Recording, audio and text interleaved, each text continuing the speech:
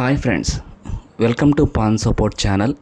ఈ వీడియోలో minor pan card అంటే చిన్నపిల్లలు 18 ఇయర్స్ ఏజ్ కంటే తక్కువ ఉన్న వారికి పాన్ కార్డ్ని పాన్ సపోర్ట్లో ఎలా అప్లై చేయాలో తెలుసుకుందాము. ముందుగా మైనర్ పాన్ కార్డ్ రిక్వైర్మెంట్స్ అంటే మైనర్ పాన్ కార్డు చేయాలంటే ఏమి డాక్యుమెంట్స్ డీటెయిల్స్ కావాలో తెలుసుకుందాము. మైనర్ ఆధార్ కార్డు ఉండాలి. అలాగే పేరెంట్ లేదా గార్డియన్ యొక్క ఆధార్ కార్డు ఉండాలి. మైనర్ యొక్క 2 పాస్పోర్ట్ సైజ్ ఫొటోస్ ఉండాలి. అలాగే signatures parent are Guardian signature చేయాల్సి ఉంటుంది.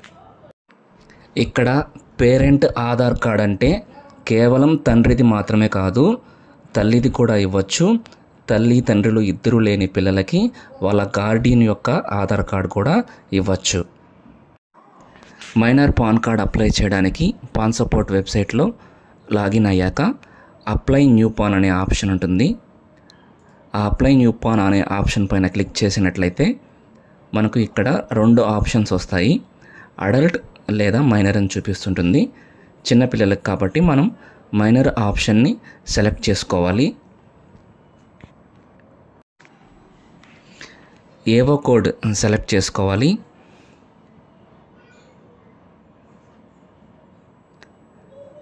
తర్వాత ఇక్కడ మనకు రిప్రజెంటేటివ్ ఎస్ఎస్సి టైటిల్ అని ఉంది. రిప్రజెంటేటివ్ ఎస్ఎస్సి అంటే అది పేరెంట్ యొక్క డీటెయిల్స్ ఇవ్వాల్సి ఉంటుంది.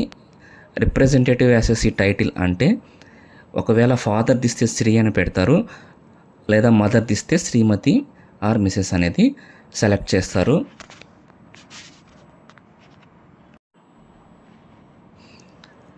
పేరెంట్ ఆధార్ కార్డ్ చూసి పేరెంట్ ఆధార్లో ఉన్నట్ల నేమ్ ఎంటర్ చేయాల్సి ఉంటుంది.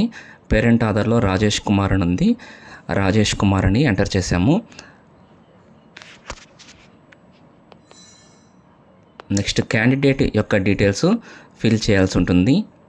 క్యాండిడేట్ నేము, ఆధార్ నెంబరు, జెండరు ఇవన్నీ క్యాండిడేట్ ఆధార్లో ఉన్నట్లు డీటెయిల్స్ అన్నీ ఎంటర్ చేయాల్సి ఉంటుంది.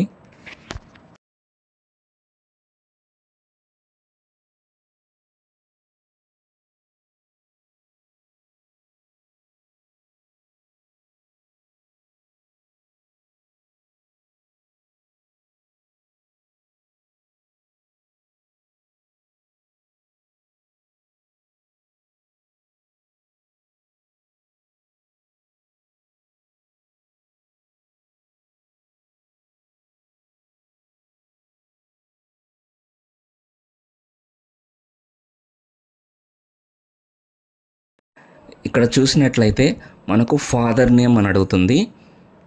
పైన ఆల్రెడీ రాజేష్ కుమార్ ఇచ్చారు కదా, మళ్ళీ ఇక్కడ ఇంకోసారి అడుగుతుందని చెప్పి మళ్ళీ కన్ఫ్యూజ్ అవుతారు.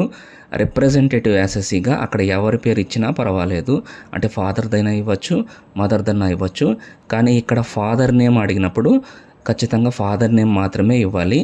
పైన అక్కడ మదర్ నేమ్ ఇచ్చారు కదా అని చెప్పేసి మళ్ళీ ఇక్కడ ఫాదర్ నేమ్లో కూడా మదర్ నేమ్ ఇచ్చి అప్లై చేసే వాళ్ళు చాలామంది ఉంటారు. ఒకసారి ఫాదర్ నేమ్ రాంగ్ వచ్చిందంటే మార్చుకోవడం చాలా కష్టము. దయచేసి అలాంటి తప్పులు చేయకుండా డీటెయిల్స్ కరెక్ట్గా ఎంటర్ చేయగలరు. తర్వాత address, email ID, mobile number details అన్నీ ఎంటర్ చేసి సబ్మిట్ అండ్ వ్యూ అనే ఆప్షన్ పైన క్లిక్ చేసినట్లయితే అప్లికేషన్ అనేది సబ్మిట్ అయిపోతుంది.